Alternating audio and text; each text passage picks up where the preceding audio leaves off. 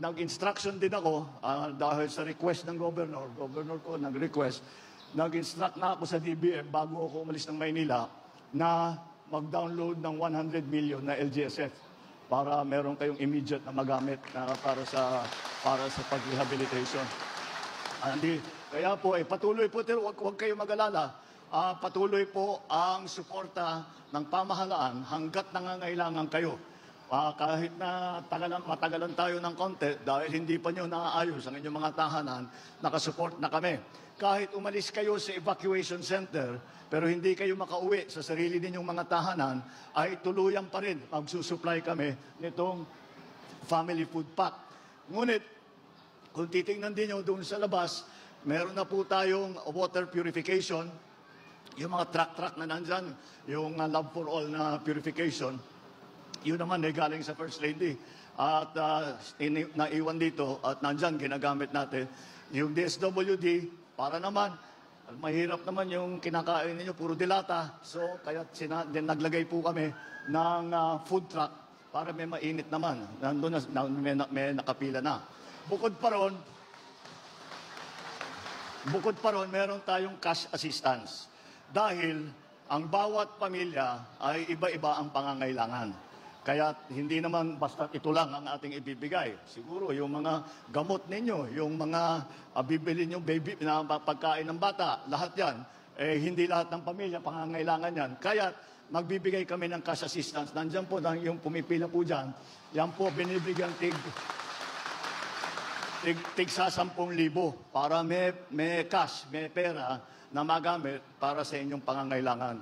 Kaya huwag kayo pong mag-alala, hindi kayo basta't may iwanan na lang kahit na nakadaan na yung bagyo, nandito pa rin ang inyong pamahalaan. Hindi po kami aalis dito hanggang lahat ng evacuees, lahat ng ating mga tinamaan ng bagyo ay nakatayo na, nakaahon na.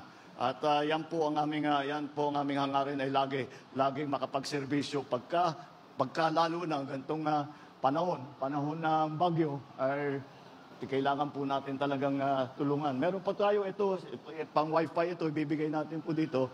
Ito yung Starlink na sa satellite para meron tayong telepono, meron tayong email, magagamit po natin ang mga cellphone natin.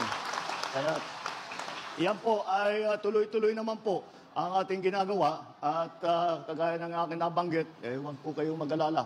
At nandito po kami at kung ano yung pangangailangan nyo, pagkain, gamot, cash, kung ano man, ay nandito po tayo para tulungan kayo. Kaya konting tiyaga lang po, ang mahirap dito, wala talaga tayo magawa sa panahon. At kung babagyo, kahit na anong gawin natin. Ang maaari lang natin gawin ay paghandaan, makapag-evacuate. Mukha naman nagawa natin, naka-preemptive evacuation ng probinsya. Pero medyo minalas ang Masbate dahil pagpasok ng Opong sa pool, talagang tinamaan ang pinakamalakas na tama. Meron siyempre yung ibang probinsya, marami, may tama din sila, pero hindi kagaya dito sa naranasan ninyo dito sa Masbate. Kaya dito po kami nauna at tinitiyak po namin na lahat po kayo ay suportado ng mga iba't ibang ahensya ng ating pamahalaan. Kaya